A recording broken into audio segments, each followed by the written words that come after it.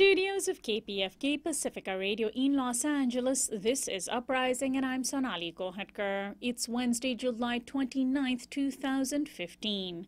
Congress is working on overhauling public education more dramatically than in well over a decade.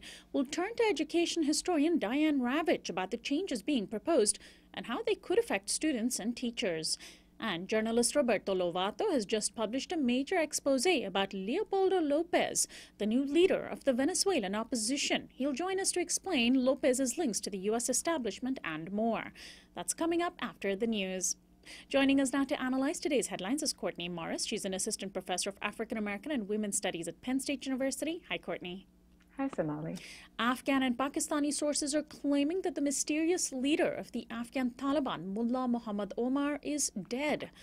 Mullah Omar has not been seen in public for well over a decade, and rumors of his death have appeared several times over the years. Afghan government officials made the claims this morning and say they are investigating the fact that the elusive Taliban commander may have died 2 years ago. As of this morning, there has been no statement from the Taliban confirming or denying the news of his death. According to Pakistani media, Omar's son, Mullah Muhammad Yaqub, has been jockeying for leadership of the organization. The Taliban was about to begin a second round of peace talks in Islamabad with Afghan government officials aimed at ending the violent 13-year-long conflict. In mid-July, AFP reported that Mullah Omar lauded the peace talks through the Taliban's official website, saying, quote, "All mujahideen and countrymen should be confident that in this process I will unwaveringly defend our legal rights and viewpoints everywhere." Well, Courtney, it's not possible to say whether or not he's alive, of course, but if his death is confirmed, could it derail these peace talks? Well, certainly. I mean, there is a fairly intense power struggle unfolding in the Taliban right now between those members of the organization who are prepared to enter into peace talks with the government and hardliners in the group who still continue to feel very strongly that fighting against the government should continue until all foreigners have been expelled from Afghanistan. So, hardliners in the group have also been getting a bit of a kind of ideological boost with the presence of a local chapter of the self-proclaimed Islamic State, which recently emerged in the country. And there is a real fear among both group individuals inside of the group as well as experts outside who are watching these developments very closely, that hardliners who are frustrated by the Taliban's decision to engage in peace talks with the government, that those hardliners may in fact switch their allegiance to ISIS and create further conflict, deepen the conflict in the country already. So this really seems to be a misinformation campaign designed specifically to destabilize the peace talks. I think the real question is who's behind it. And who's really driving this misinformation campaign. Here in the U.S., news of another police killing of an unarmed African-American man is making headlines. On July 19th, Samuel DuBose was shot in the head by a white University of Cincinnati police officer, Ray Tenzing, who pulled him over for not having a front license plate. The prosecutor in the case has refused to release the body camera worn by Tenzing, saying, quote, "It is not good," and implying that it disputes Tenzing's claims of self-defense. The city is apparently bracing itself for riots in the event of the video's release. DuBose's funeral took place yesterday. Meanwhile, in the Texas police custody death of Sandra Bland, Waller County prison officials have released a new video showing Bland getting her mugshot photo taken. They were responding to rumors that Bland may have died before she entered the prison. Officials say the prison is receiving death threats. Courtney, how important is it for us to demand the release of each and every single video over a contentious arrest or police killing? I guess it could seem a bit tedious having to demand this footage over and over and over again, but I think it's going to remain critical to do so until transparency and accountability become standard operating procedure for police departments. I think what we're seeing in both the Samuel DuBose case and the Sandra Bland case is that the public really does not trust the police, particularly communities of color do not trust the police, do not take them for their word. And the truth of the matter, as far as I can tell, is that the police really have not given those communities any reason to do so. I think that if the police are serious about rebuilding the broken relationship between between policing institutions and the communities that they are paid to serve. Transparency is going to be needs to be the order of the day, and sharing that footage is an important step in repairing the rift between police and those communities. And finally, the political circus around Donald Trump's candidacy for the presidency continues. Because his poll numbers among potential Republican voters are so high, news media are obligated to cover the businessman turned politician. Now, Politico is reporting that the billionaire Koch brothers, who have financed most major Republican candidates, are freezing Trump out. According to the Politico report, the network of Koch-backed policy and political outfits is using behind-the-scenes influence to challenge Trump more forcefully than the Republican Party establishment by limiting his access to the support and data that would help him translate his lead in the polls into a sustainable White House campaign. Meanwhile, Trump has said he would invite Sarah Palin into his cabinet if he were to be elected president. Well, Courtney, Newsweek published an op-ed saying that the Republicans brought the Trump circus on themselves. Do you agree? I absolutely agree. I think Donald Trump is the GOP's worst nightmare. He's a wildcat candidate who has the financial resources to back his own campaign, fund his own campaign, and cannot be controlled by either the party or their corporate funders. And, I think that the Newsweek article absolutely hits it on the head. The GOP has no one to blame for the rise of Donald Trump but themselves. Over the last 40 years, the GOP has really been instrumental in creating the kind of culture of political mudslinging and rhetorical mean-spiritedness that has completely diminished our sort of political process here in the United States. And so it's interesting to see that the GOP's base really responds to this style of politics, which is precisely why Donald Trump is proving to be so popular among them. So, again, the GOP has no one else but themselves to blame for Donald Trump's popularity. Courtney, thanks as always for joining us. We'll talk to you again next week. Courtney Morris is an assistant professor of African American and Women's Studies at Penn State University. This is Uprising. We'll be right back.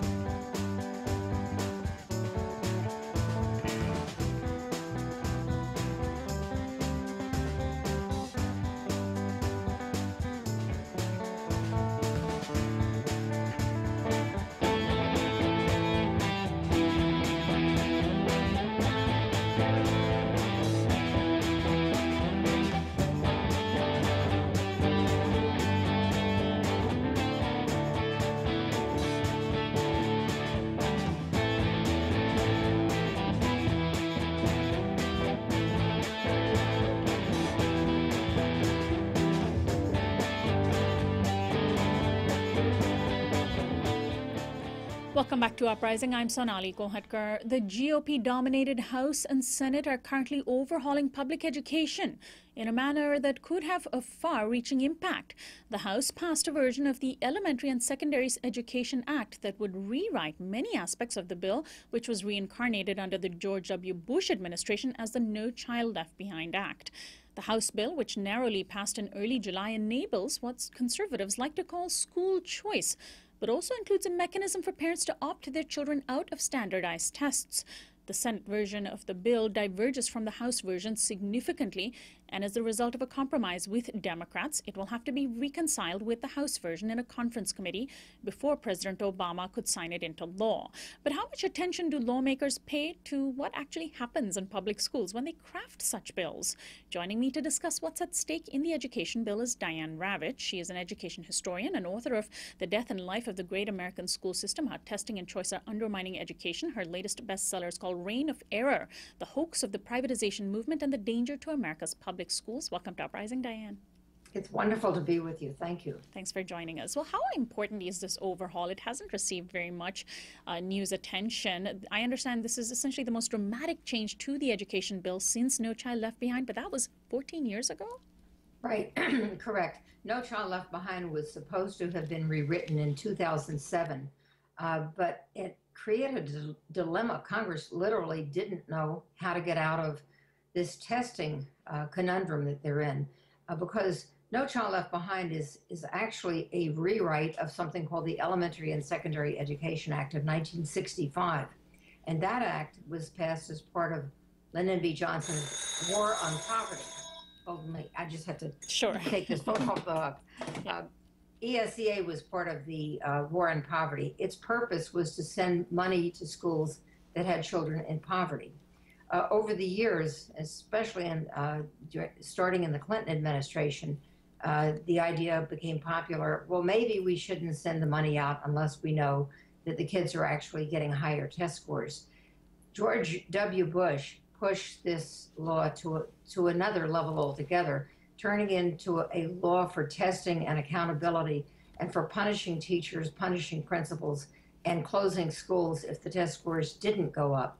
So we have a law that totally evolved from what was supposed to be one for equity for poor kids and resources for poor kids into a law that punishes poor kids and closes their schools if they don't get higher test scores. So once No Child Left Behind became law, it became a kind of a mandate that every child every year must be tested. And no senator, no congressman really had the nerve to stand up and say, this is not producing better schools, it's just enriching the testing industry. And so finally, this year, Congress is prepared to move on it, but I think the problem is we have a Congress where both houses are controlled by Republicans. But frankly, even the Republicans are sick of all the micromanagement from Washington, D.C. And so they're backing away a little bit. They're saying you have to test every year, which no other nation, by the way, does. You must test every year, but it's up to the state to decide whether to punish the teachers in the schools, not the federal government. Now, and just to back up a little bit, under the Obama administration, the sort of testing regimen was made even more concrete through the Race to the Top initiative, right? But that was sort of on top of the No Child Left Behind bill, a separate initiative. Right. It actually was taking the worst aspects of No Child Left Behind and doubling down on them. Secretary Duncan and I assume President Obama, who appointed him, believed that everything should be tested, that every child should be tested, and that teachers should be evaluated based on the test scores of their students. This is a really bad idea. It doesn't work anywhere. Hundreds of millions, if not billions of dollars have been spent recalibrating evaluation systems, and yet there's not a single district in America that will say, this has worked. It has not worked. In fact, what's happened since the recalibration of the evaluation systems is that in state after state, somewhere between 96 and 98% of the teachers are found to be either effective or highly effective.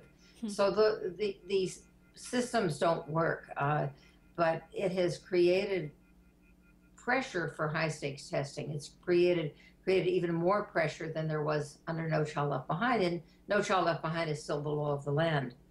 So let's talk about the two versions of the bill. The House passed a version of the bill that agrees with the Senate version on some aspects but diverges on other aspects. The House version of the bill, which is called the Student Success Act, it was essentially done without very much Republican support. And can you explain the choice aspect of this bill? Of course, and Republicans like to use the word choice a lot, but essentially this would allow public school students to attend the school of their choice, so take the dollars that are supposed to fund their education to any school, and that, if that went on long enough, essentially you'd have schools that got lots of money and then schools in poor neighborhood that got very little money? Well, actually, you made a misstatement. It was passed in the House with very little Democratic support. Oh, right. The Democrats are the minority party, and the Democrats were not going to support something that said, strap a backpack full of cash on every child's back, because what the House bill really is about is vouchers. And this has been the goal of a very far right-wing, really extremists in the conservative, in the Republican Party, wanting to have a full choice so that kids can choose to homeschool and be paid by the government. Kids can go anywhere and say the money will follow them. Democrats have had some lingering attachment to the public school system, although Democrats fully supported the charter aspects of the Senate bill. And there's a lot of new money and new authorizations for charter schools in the Senate bill, but the voucher idea was voted down in the Senate. So when they go to conference, you'll have the Senate bill, which is really a much better bill, a more moderate bill. conference with a very radical right-wing bill coming from the House of Representatives. So there's the charter school aspect of these education bills. There is the testing aspect of it, which, as you mentioned, they're going to pull back from just a little bit, leave it more up to the states. Then there's a teacher evaluation bit of these bills. And let's talk about that, because teacher evaluation, teacher pay, etc., is being linked to test scores under the current version of the bill. This is something teachers' unions have fought against. What is the current status in the new bills that were just voted in, and do the House and Senate versions agree? Well, the Senate version is very clear that there will be no federal mandate requiring states to link teacher evaluation and student test scores. This, by the way, was, I would say, the signature policy of Arne Duncan as Secretary of Education. Was his belief that districts could use test scores to evaluate teachers, and it has been a national failure that's cost many hundreds of millions or billions of dollars.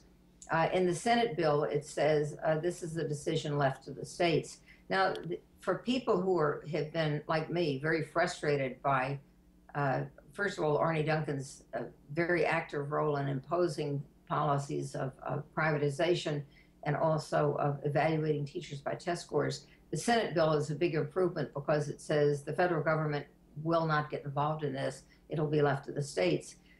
Some people say, well, this is going to be hard. Now we're going to have 50 fights. But I do think that the people who are opposed to this misuse and overuse of standardized testing will have more influence at the state level than they have at the congressional level, because frankly, there is very little way to influence Congress. Most members of Congress don't pay much attention to education, don't have much contact with teachers, have no idea how things are working out in the classroom, and they only listen to their ideological campmates. So I would say the Senate bill is a big improvement. I'm not sure what the House bill says about teacher evaluation, but I think that in both cases, both sides of the House and Senate, because they are Republican, they want to see a reduction of the federal role in education. In the past, Democrats have fought against this because states' rights have never been a good thing for equity and civil rights. But Arne Duncan so overplayed his hand in forcing through things that he believed in, like teacher evaluation tied to test scores, and like more and more charter schools, which cause intensified segregation, that even the Democrats are willing to put in all of these limits on the federal role. So it's a very complicated situation because you have many people on the left saying that they actually support the Senate bill.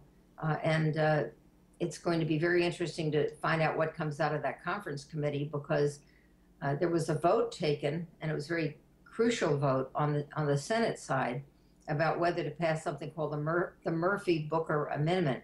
The Murphy-Booker Amendment was voted for by every single Democrat, and it would have retained all the punishments of NCLB. So the politics are very confusing because you have the Democrats now basically hanging on to the George W. Bush sanctions and punishments. And every Republican, except I think there may have been one or two that didn't go along with it, but it was the Murphy-Booker Amendment was voted down because the Republicans didn't want the federal government to be punishing and closing schools. They thought that was overreach. I think they're right, because if we really want to improve schools, we have to recognize the root causes of low academic performance, and the most important root cause is poverty. Now, will the states recognize that? I don't know. Has the federal government for the last 15 years recognized it? Not at all. The federal government has, if anything, treated testing as the answer to poverty, and it's not. It's a really illogical response. Now, in the House version of the bill, I understand there is an amendment that was passed that would allow students to skip standardized testing, which seems to be one of the few good things about that version of the bill. Have you heard about this? Yes, the House bill supports the idea of parents have the right to opt their children out of the test. And the tests today are aligned with the Common Core. So there's a tremendous uprising against them. And there are many parents who have made this decision saying, if the tests are not valid, if they're not reliable, if they're going to tell me that my child has failed even before he's taken the test. I mean, what's happened in every state has been that the passing rates have dropped precipitously because the tests are anywhere from 1 to 2 grade levels above where the kids are. The Senate, on the other hand, did not include an opt-out provision, and they said that Senator Lamar Alexander, who was the chairman of the committee, said that he didn't want the federal government to mandate that states should allow opt-outs, that should be a state decision. I mean, that's somewhat contradictory because on the one hand, the federal government mandates annual testing, but will not mandate the parents' right to not take the test. They're leaving that up to the states. Now, you have to understand, there is no high-performing nation in the world that has annual testing. The other nations that we think of, the ones that do very well on the international tests, like Japan and Korea, South Korea, and Finland, Canada, those countries give a test usually at the end of 6th grade. In Canada, it's in 3rd grade and in 6th grade. And in Finland, they have no standardized testing at all. So we somehow believe that we can't produce equity without testing, and there's no evidence that testing produces equity. What it does is that it produces failure, and it forces all of the kids into the bell curve, and the bell curve never closes. Diane Ravitch, you recently wrote about the suicide of a New York City principal named Janine Worrell Breeden, who jumped in front of a train and killed herself. She had been facing accusations of changing test scores on Common Core exams. What does this regimen of testing do, not just to the students, but also the teachers and the principals involved? Well, on my blog, I hear from teachers and principals every day, and they're sick of all of this because they feel that the regime of high-stakes testing has, they're now being required to teach scripted lessons in many districts and states, and they feel that it's destroying their professional autonomy. It's taking away from them their ability to exercise judgment about what children need. And many are simply leaving the profession. This principal was accused of cheating, of filling in the answers. She said that many of the students were unable to finish the test, and she had only 3rd graders taking the test. It's a K through 3 or pre-K through 3 school, and so her children for the first time were taking the test, and according to the charges against her, she had finished the test for them because she didn't want to have a high failure rate. She didn't want them to be labeled as failures. And then when she was reported, she jumped in front of a subway train and killed herself. I mean, this is so awful. There was a suicide a few years ago in Los Angeles, where a teacher, Rigoberto Ruelas, threw himself off a bridge after the test scores were published, and he was called an ineffective teacher. He apparently, from everything I've read about him, was a very effective teacher teaching in a tough school. And he was crushed by this judgment that was published by the Los Angeles Times. So I think that we've gone overboard with the standardized testing. The only ones that benefit are not the teachers, not the children, but the testing companies. And Pearson and McGraw-Hill have been cleaning up with this explosion of testing that's taken place since the passage of No Child Left Behind.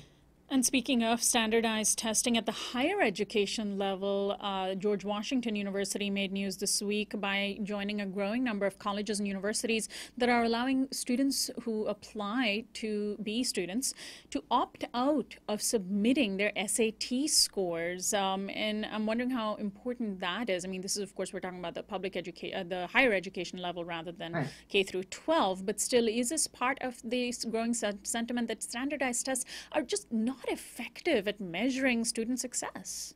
What the research shows, and even the testing companies acknowledge this, is that the SAT and the ACT are less successful at predicting success in college for a student than their 4-year grade point average. So you're putting a one-day snapshot of student performance, which may or may not show their skills and knowledge, versus 4 years of their persistence and work. And given the fact that you can learn more from their 4-year grade point average, they're now about 800 colleges that have said, we don't require an SAT or an ACT test. If you want to take them and send your scores in, you can, but we don't care if you do or not. So that has allowed many students who want to apply to really some of the best colleges in the country have said this.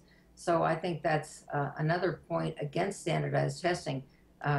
You know, you remind me that in Florida, they've just passed a law saying that they'll pay a bonus to new teachers of $10,000 based on their SAT scores and ACT scores, which is totally stupid because this is a test that they take as juniors or seniors in high school, and yet 5 years later, they're going to be given a bonus if they enter teaching.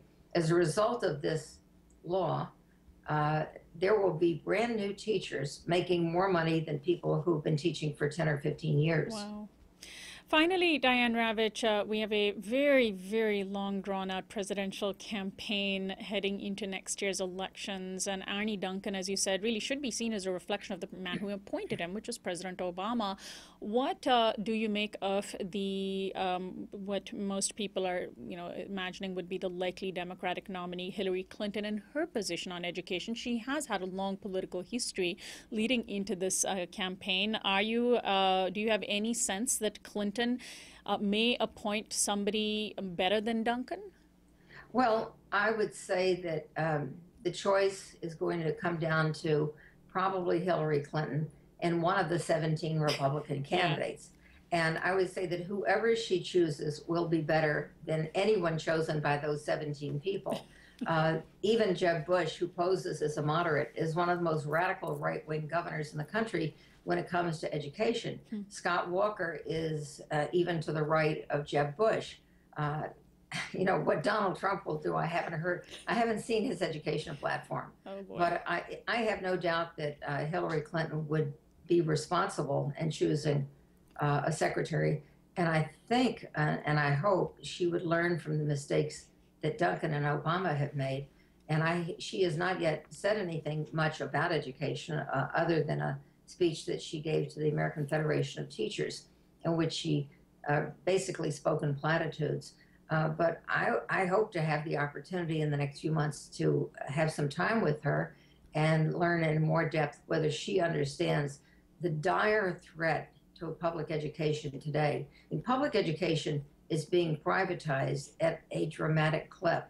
We are losing public schools. For example, in Los Angeles has more students in charter schools than any city in the country. These are schools that are lightly audited, unsupervised by the state in terms of the use of public dollars, and they're privately managed. That's privatization. And that movement is creating a dual school system. So we are, in effect, reverting back to the days of having a dual school system, which is what we had before the Brown versus Board decision of 1954. Then it was based on race. Today it's based on other factors. Is this student a good fit? Are they likely to have high test scores? Are they likely to be less expensive to educate? Charter schools have a record of being more segregated, even in highly segregated districts. They also tend to avoid kids with severe disabilities. And there are many charters across the country that have very few students who are English language learners. So I think that the privatization is occurring at a rapid pace. And the other thing that's happening is the commercialization of public education money. There are now equity investors who meet regularly to talk about how to make money in the public education sector. They see this as a huge pot of public money that has been thus far untapped by the markets, and they are busily figuring out ways how to tap in through consultants and software and hardware. And frankly, the Common Core standards have been a bonanza for the entrepreneurs, because now everything changes, right. And this creates opportunities to say, my product is Common Core aligned, you must buy my product. Right. Well, Diane, I want to thank you so much for joining us today. We'll post a link to your blog from our website later today, dianeravitch.net. Thank you so much for joining us. Thank you. It's a great pleasure to talk to you again. My guest is Diane Ravitch. She is an education historian, and her latest best-selling book is Reign of Error, The Hoax of the Privatization Movement and the Danger to America's Public Schools. This is Uprising. I'm Sonali Kolhatkar. We turn now